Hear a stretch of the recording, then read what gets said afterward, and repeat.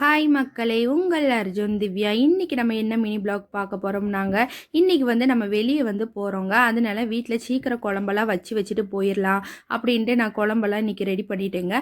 நான் எப்படி முட்டை குழம்பு வைப்பேனாங்க, எனக்கு தேவை பெரிய உள்ளிங்க, 2 பெரிய உள்ளி, நல்ல பழுத்த தக்காளி பழம் 2 அப்புறம் இஞ்சி வெள்ளைப்பூடை குட்டி குட்டியாக நறுக்கி வச்சுக்கிருவேங்க. இது தாங்க தேவையான பொருள். அதுக்கப்புறம் பார்த்திங்கன்னா நான் எண்ணெய் ஊற்றி வெந்தயம் ஃபஸ்ட்டு போடுவேங்க. அதுக்கப்புறம் தாங்க வெந்தயம் நல்லா கொஞ்சம் பொரிஞ்சு வந்ததுக்கப்புறம் கடுகு போடுவேங்க. கடுகும் அது நல்லா பொரிஞ்சு வந்ததுக்கப்புறம் தாங்க நான் அந்த வெட்டி வச்ச இஞ்சி வெள்ளைப்பூடு அதையும் நல்லா போட்டு அதுவும் நல்லா பொரிஞ்சு வந்ததுக்கப்புறம் உள்ளியை தூக்கி போடுவேங்க. உள்ளி பார்த்தீங்கன்னா நல்லா வதக்கணுங்க.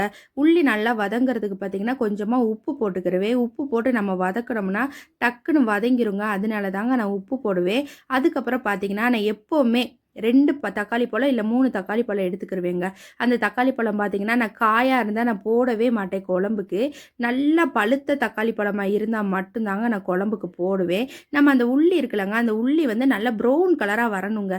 வந்ததுக்கு அப்புறம் தான் நம்ம இந்த தக்காளியை போடணுங்க. நான் கூடுதல் யூஸ் பண்ணுற பொடி என்னென்னா டார்லிங் பொடி தாங்க நான் யூஸ் பண்ணுவேன். அது போட்டால் கொஞ்சம் குழு குழுன்னு வருங்க, நல்லா டேஸ்ட்டாகவும் இருக்கும்.